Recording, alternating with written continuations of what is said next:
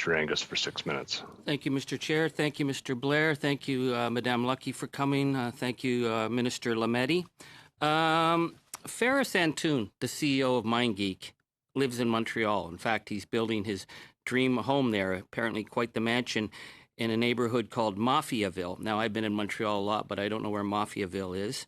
But I mention it because he lives in Montreal, as does his partner, David Tassilo. They have 1,000 employees in Montreal, and their office is at 777 Boulevard des Carrés. So, Mr. Lametti, in your opinion, would this qualify MindGeek as a Canadian company subject to Canadian law?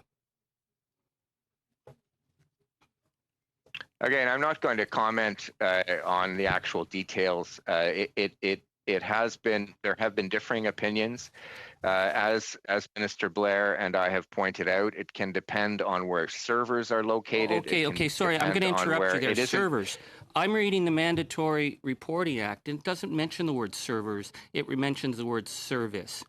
So I could help you if you look up Wikipedia.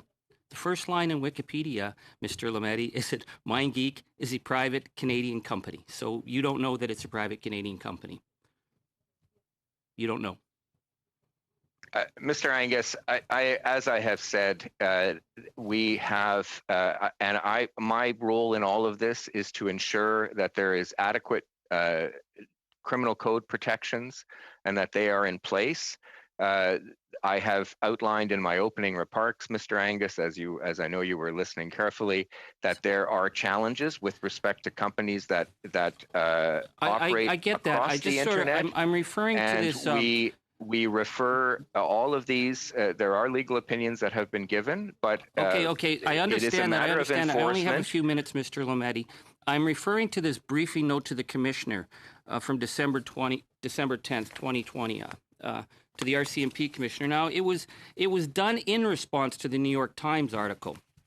And it says to the RCMP that in 2018, the RCMP met MindGeek and raised the Mandatory Reporting Act, the MRA, and the company indicated that the MRA did not apply as they were not a Canadian company. So when you guys go to talk to companies that you think may have broken Canadian law, but they have other jurisdictions, and they just tell you, well, we're not a Canadian company, is that good enough? Well, look, I'm not going to answer on the specifics of whatever.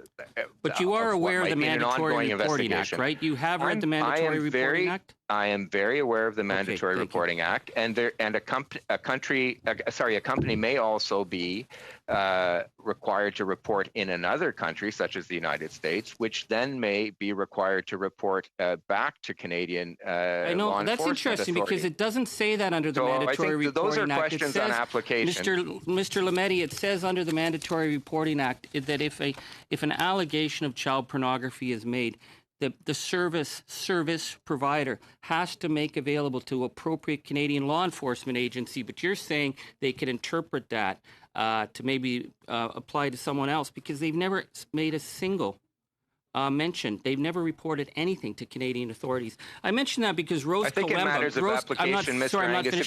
If you'll allow me to answer your question, Mr. Angus. I was beginning my question. Sorry, I'm well, still I wanted to just answer that order members. Statement. Mr. Angus, would you finish your question? Yeah, so the I was minister just beginning my question, Mr. Lametti. Sorry to interrupt. I don't want to be rude. Rose Kalemba gave us horrific testimony by writing. She was 14 when she was kidnapped, tortured, and raped, and the multiple videos of her torture was posted on Pornhub. She begged them to take it down. They wouldn't take it down until over 2 million people had witnessed it. She is a Canadian citizen. These tags were posted by a company that's centered in Montreal.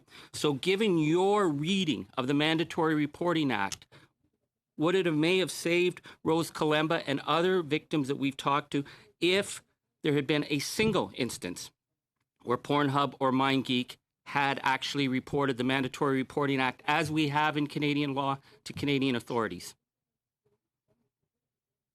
Mr. Angus, I will say, as I have said, that the coverage of both the Criminal Code and the Mandatory Reporting Act covers Canadian domestic situations. other international agreements help with respect to the gathering of that evidence. I won't comment on any past or ongoing or future cases of investigation. That is not in my. I totally understand. It was just that Ms. Kalemba was Canadian, so I thought that might be able to help us. I'm interested, though, because we talk about the Mandatory Reporting Act, and you're telling us we're going to get this new regulator that's going to come, and it's going to be mandatory as well.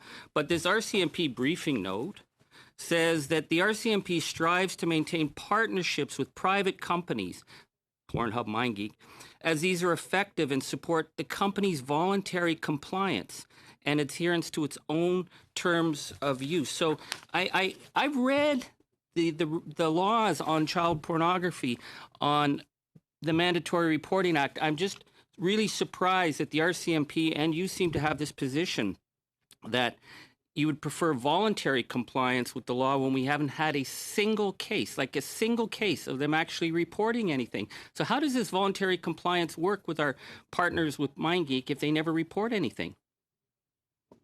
Mr. Angus, your time is up, but we'll turn to the minister for a response. Well, I think you should address that question perhaps to the RCMP. I have expressed no position, Mr. Angus, for the record, although you seem to have attributed. Oh, so you don't have a position that they should or not report? As the Attorney General, you don't have a position. Okay, thank you. That is not what I said, Mr. Angus. Thank you, gentlemen.